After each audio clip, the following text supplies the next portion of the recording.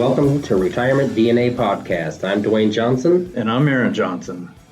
We believe you deserve financial advice based on your best interest. In our podcast, we'll discuss all aspects of retirement planning. We want to start off by talking about one of the 5 major areas that we cover during financial planning. And today we want to start with income planning. Most of today's retirees want to create an income with the assets that they've accumulated over their working years. This isn't something you learn to do overnight.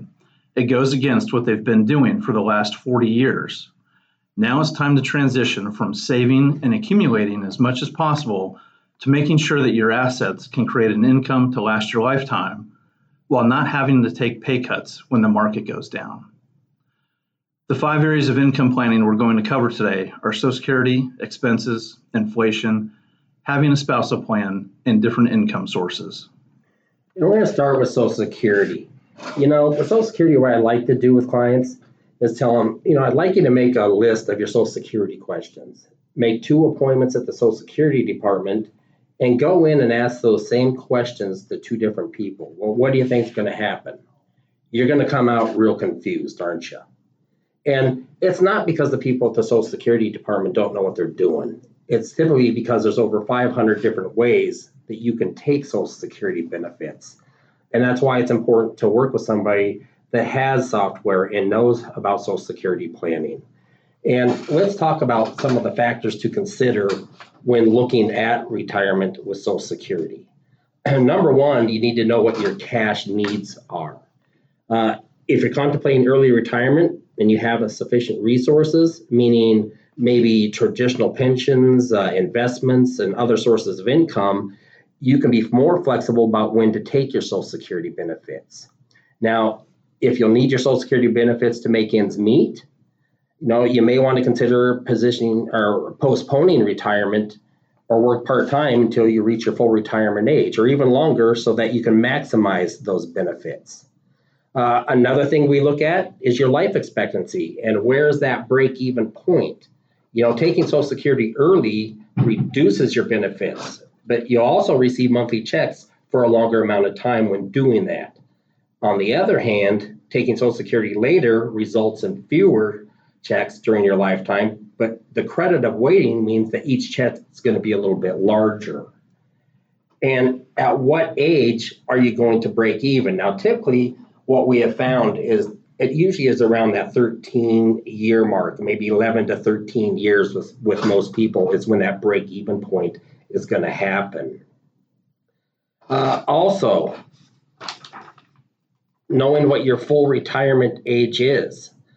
Under current law, if you're born in 1951 or later, your full retirement age is now some point after 65 years old, all the way up to 67. For those born after 1959. Also, the thing we want to look at is your spouse. Now, if you have a spouse covered by Social Security, you can explore additional strategies to maybe maximize the benefits you receive between both of you. Maybe you want to start by taking your spouse's age, health, and benefits into account, particularly if you're at the higher income earner. Now, the amount of the survivor benefits for a lower earning spouse could depend on the deceased higher earnings, the spouse's benefits. The higher the earning spouse's benefit, the bigger the benefit for the surviving spouse is going to be. Okay. Another thing we want to take into consideration with the Social Security is whether you're still working or not, or earning a wage, or even self-employed income. This can reduce your benefit temporarily if you take Social Security early. Now, if you're still working and you haven't reached your full retirement age, $1 in benefits will be deducted from every $2 you earn above the annual limit. Now, that limit in 2019 is $17,640.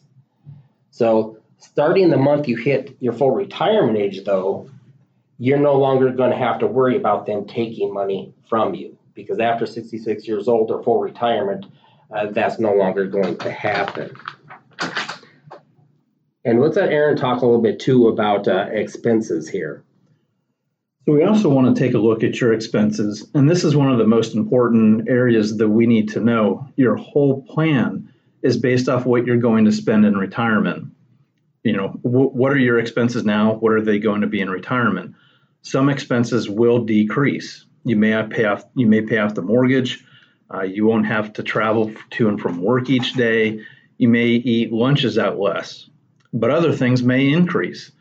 Some of the expenses could be travel, your hobbies, or medical bills. So we want to know what your goals are in retirement. We're a goals-based planning firm.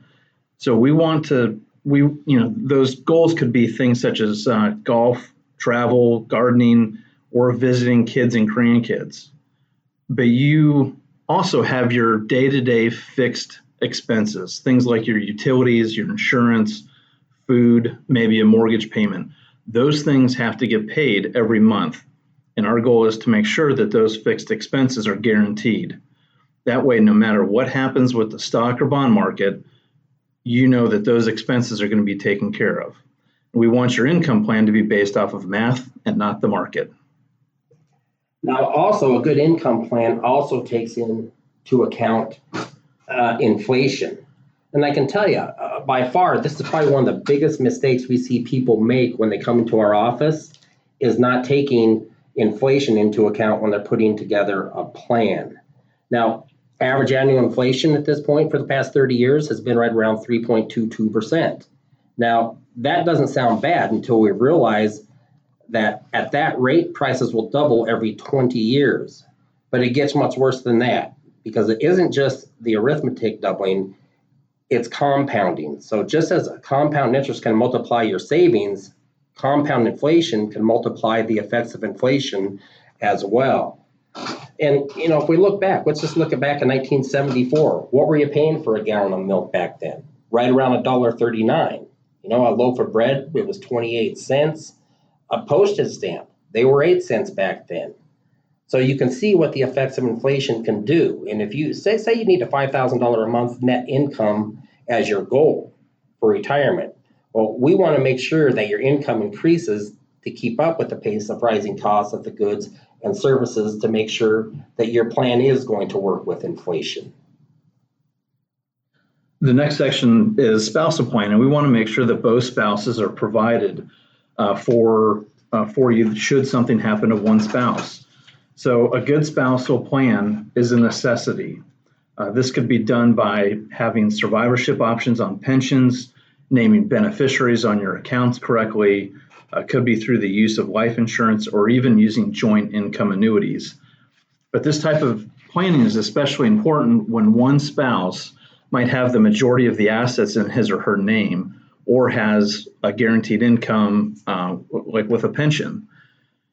We find that often one spouse will show up to the first appointment, and when we ask where the other spouse is, they often say that he or she doesn't really care about the planning. This type of planning is going to affect both spouses, and both need to be there. We can assure you that both spouses have an interest in what happens to them should the other spouse pass away. So now let's talk about other sources of income. Other than Social Security, two other sources of income are the assets that you've saved and a pension income. Assets that you've accumulated could include stocks, bonds, annuities, mutual funds, savings accounts, CDs, and even rental properties. And we'll have a whole other podcast that deals with asset management and where we go into more detail. But in general, when we look at this category, we look, how can we get your assets to create an income for you while still growing them to outpace inflation while not taking on full market risk? This is the time we want to cut down on the fluctuations of your accounts. The S&P 500 took 53 months to recover in the 2008-2009 decline. And now that you're about to retire or in retirement, you just don't have time to recover from that. And one thing we like to talk about when we're putting together a plan too with pensions is, do I take that pension, a payment that they're offering, or do I lump sum that pension out? And while we look at that, let's just give an example. Let's take a couple, let's say their name's Bill and Sue. Well, let's say Bill worked for the past 35 years and Bill retires and he has a pension. And that pension is $5,000 a month. Well, when he gets that pension, he's getting that $5,000 a month for the rest of his life, right? Well, what happens when Bill passes away? It all depends on the survivorship of his pension. It could be anywhere from 0 to 100% that's going to go to the spouse upon his death. Now, for this example, let's just say it's 100%. So when Bill passes, Sue at that point is going to get that $5,000 a month. Now that $5,000 is also going to last Sue for as long as she is alive. Now, once Sue passes, what happens to that pension? It's done. It's gone. It's over. It's not allowed to pass to anybody. That's why we want to see, does it make sense to lump sum a pension out? Because by lump summing it out, we can then put it into an IRA and maybe set up an income plan that's guaranteed for him and still maybe get that $5,000 a month for Bill. Once Bill passes away, Sue would get it for her $5,000 a month for the rest of her life. But being that we lumped it out, once Sue passes on, we're able at that point to still pass it to the beneficiaries that they choose. So the money's able to stay in the family or whoever they choose to pass it to. And we're able to grow it as well once it gets into that IRA, because if they don't need all that money, maybe they can have part of it growing, part of it providing them an income. And that's why it's so important to look and see, hey, does it make more sense to take the annuity payment or payment that they're offering, or lump sum this thing out? Now, kind of a little side note here. One thing that we have seen over the years, though, when we have teachers come in the office, typically we tell them, you know what, don't bother lump summing your pension out, because their payouts on their pensions are so high that it doesn't make sense to do so. Now, that doesn't necessarily mean in the future that can't change, and we might want to look at that. And, being that we're a goals-based office when we do our planning, I'll kind of tell you a little bit how that works. Typically what we have found with a lot of our clients that come in the office is when they go sit down with their broker or whoever it may be, they typically sit down and what are they looking at? They're looking at their portfolios. They look at their stocks, their bonds, their mutual funds, ETFs, whatever it may be. Hey, is it good? Is it bad? Should I move it? What should I do? And by the time they get done, they get up and they leave. And that's all the further it really goes. There's more to that than putting a plan together. Where we start with the goals of somebody. And what I mean by that, we ask them, what are your retirement goals? What do you want retirement to look like? And they may tell us, hey, our number one goal is we want income.